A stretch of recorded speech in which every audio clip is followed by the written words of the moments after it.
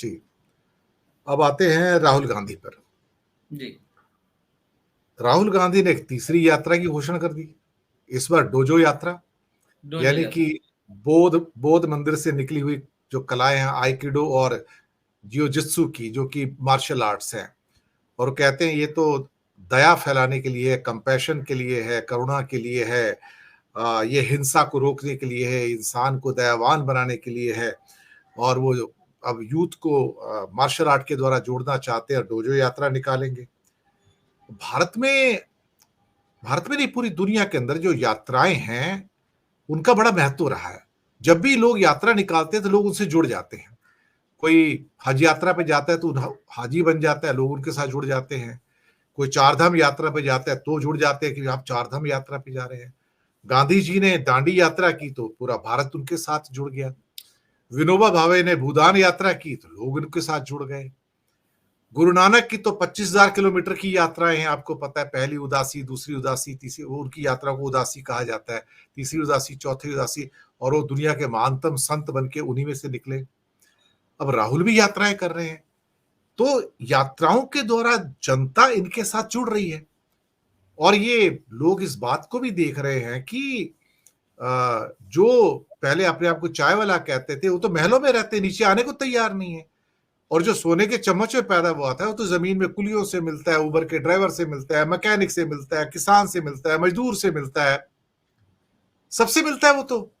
और अब युवाओं को तीसरी यात्रा के अंदर, मुझे लगता है कि राहुल के जितने भी नैरेटिव्स जो सेट किए जा रहे हैं, सब उस पर डांस कर रहे हैं। क्या सितारे इतने मजबूत हो गए राहुल के कि हर आदमी उसके इशारे पे कठपुतली बन के उनको नचा रहे हैं, और ये मोदी जी उसके इशारों पे नाच रहे हैं। जो कहते हैं मोदी जी वही करते हैं। क्या वक्त आया, कभी मोदी जी कुछ कहते थे दुनिया नाचती थी उनके इशारों पे, आज राहुल वो करते हैं तो राहुल के इशारों पर मोदी नाच रहे हैं। सर क्या सितारों का खेल है, कुछ समझाइए तो सही जरा। सर राहु की महादशा राहुल गांधी जी की, राहु के ही नक्षत्र में, और इस वक्त राहु में शनि, शनि का दशम से संबंध बना हुआ होना, राहुल गांधी जी की प्रसिद्धि अभी दिन पर दिन बढ़ती ही जाने वाली है। अभी नीचे उनका पैरामीटर नहीं आने वाला। दूसरी बात, मैं इस डोजो यात्रा को मध्यावधि चुनाव की आहट के तौर पे भी देख रहा हूं, क्योंकि मध्यावधि चुनाव, मध्यावधि चुनाव, सर दोबारा कहिए जरा ये शब्द, मध्यावधि चुनाव। मध्यावधि मध्यावधि चुनाव, mid term election, mid term Lok Sabha election. क्योंकि मोदी जी ने भी ये स्टेटमेंट दिया था कि हम जनता के बीच चले जाएंगे। अभी ज्यादा पुराना स्टेटमेंट नहीं है, जी कुछ दिन जी पहले जी का जी स्टेटमेंट है कि जी। हम दबाव नहीं लेंगे, दबाव नहीं झेलेंगे, हम जनता के पास चले जाएंगे। तो उनका भी इशारा वही था।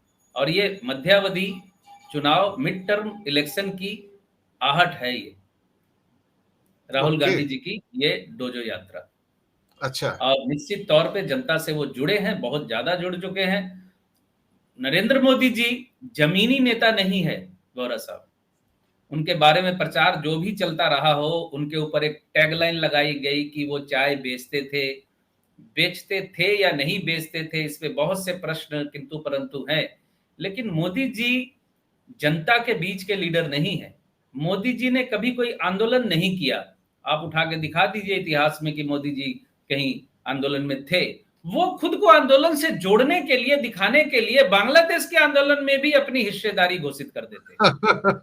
लेकिन हकीकत में मोदी जी आंदोलन से निकले हुए नेता नहीं है। जमीन की समझ मुझे तो लगता नहीं है उनको। उनके उलट यहां ममता बनर्जी आंदोलन से निकली हुई नेता है। ममता बनर्जी जमीन से जितनी जुड़ी हुई है, मोदी जी नहीं जुड़े हुए हैं। अब आज की तारीख में जिसे राजकुमार कहा जाता था, महलों का राजा कहा जाता था, वो जनता से जुड़ गया है, जमीन से जुड़ गया है। और जनता के इतने छोटे छोटे मुद्दे राहुल गांधी जी उठा रहे हैं, इन सबका राजनीतिक फायदा तो उनको भविष्य में मिलना ही है। वो तो कोई छीन नहीं पाएंगे, क्योंकि शनि कर्म का कारक होता है। और आप कर्म करेंगे तो कर्म का फल मिलना ही मिलना है। अच्छा करेंगे तो अच्छा, और बुरा कर्म करेंगे तो बुरा फल आपको मिलेगा। तो राहुल गांधी जी की डोजो यात्रा इनकी लोकप्रियता में और वृद्धि करेगी। क्योंकि पिछली बार भारत जोड़ो यात्रा में जितनी बाधाएं राहुल गांधी जी को आई थी, इस बार उतनी बाधाएं भी नहीं आनी है, क्योंकि इस बार विपक्ष मजबूत है। 2024 की भारत जोड़ो यात्रा के बंदोबस्त विपक्ष इस वक्त मौजूद है, मजबूत है। राहुल गांधी जी भी अपने पद की वजह से पहले से ज्यादा मजबूत है, तो ये भी सफल होनी ही है। और की पॉइंट है वही जो मैंने कह दिया, मिड टर्म इलेक्शन। मध्यावधि चुनाव कब देखते हैं आप? मध्यावधि चुनाव 26 के अंत तक। ओके, मतलब अप्रोक्सीमेटली नहीं, 26 के अंत नहीं, 26 की शुरुआत तक, करीब 1.5 साल और अप्रोक्सीमेटली। तो 1.5 साल के अंदर आपको उम्मीद है कि ये सरकार गिर जाएगी और शायद हमें मध्यावधि चुनाव की ओर जाना पड़े। तो आपका कहने का मतलब है कि राहुल गांधी की डोजो यात्रा बेसिकली एक प्रिपरेशन है मध्यावधि चुनाव की। बड़ी बात कही आपने। क्योंकि मैं जहां तक जानता हूं, आप भी जानते हैं, बहुत से लोग जानते हैं कि बीजेपी पार्टी के नेता भी ज्योतिष में विश्वास करते हैं बहुत, और ज्योतिष के एडवाइस, ज्योतिष की राय पे भी चलते हैं। 2026 की शुरुआत में बीजेपी की दशा अंतरदशा जो इस वक्त चल रही है, उसमें परिवर्तन आने वाला है। यानी 26 की शुरुआत से भाजपा की स्थिति थोड़ी सी बेहतर होगी, थोड़ी सी बेहतर होगी, मैं ये कह रहा हूं, क्योंकि 2029 में बीजेपी सत्ता में वापस आती नहीं दिखती। उनकी ग्रह की जो अंतरदशा चल रही है, जो महादशा अंतरदशा चल रही है, तो 26 में उनकी जो स्थिति थोड़ी सी बेहतर होगी। लेकिन 2026 में अगर मध्यावधि चुनाव होंगे तो फिर अगले आम चुनाव तो 2031 पे आ जाएंगे। फिर वो 2029 के चुनाव तो होंगे ही नहीं। फिर भी मैं समझ गया आपकी बात। तो 2029 में नहीं आ रहे, मतलब 26 में भी नहीं आ रहे। 2029 में आने वाली स्थिति नहीं दिख रही है, तो इसका मतलब 26 में भी नहीं दिख रही है। वो फिनटेक फेस्टिवल का उद्घाटन कौन करेगा? तो अभी तो बोल के आए थे कल वहां पे कि मैं तो अभी 2029 में भी आ रहा हूं आपके पास। तो बेचारे क्या करें? हमारे देश के प्रधानमंत्री करेंगे। प्रधानमंत्री तो एक पद है ना, कोई व्यक्ति थोड़ी है। कहते हैं ना, man proposes and God disposes. वो एक शेर होता है ना, ख्वाहिशें इतनी कि हर ख्वाहिश पे दम निकले, बहुत निकले मेरे अरमा फिर भी कम निकले। तो कभी कभी इंसान ज्यादा ख्वाहिशें पाल बैठता है। कोई आखिरी टिप्पणी आप, कोई आखिरी बात कहना चाहें आप?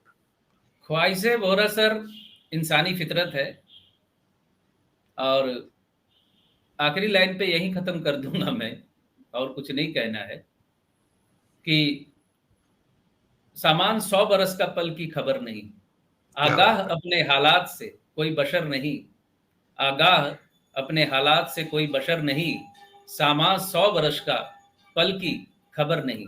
तो बाकी तो सब परवरदिगार और ऊपर वाले के हाथ में है, वही सब कुछ करता है। ग्रह नक्षत्र सितारे ही सब कुछ करते हैं, इंसान कठपुतली है।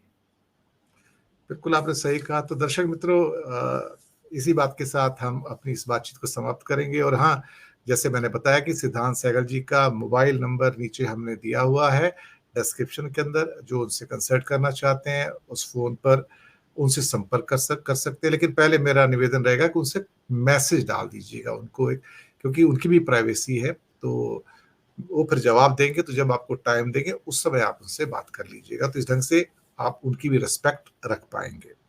तो सिद्धांत जी, बहुत बहुत शुक्रिया आपका, और बहुत बहुत धन्यवाद। आप आए, वक्त निकाला, और बहुत महत्वपूर्ण बिंदु और जानकारियां आपने दर्शकों के सामने इस एस्ट्रोलॉजी के कार्यक्रम के द्वारा आपने दी। बहुत बहुत धन्यवाद आपका।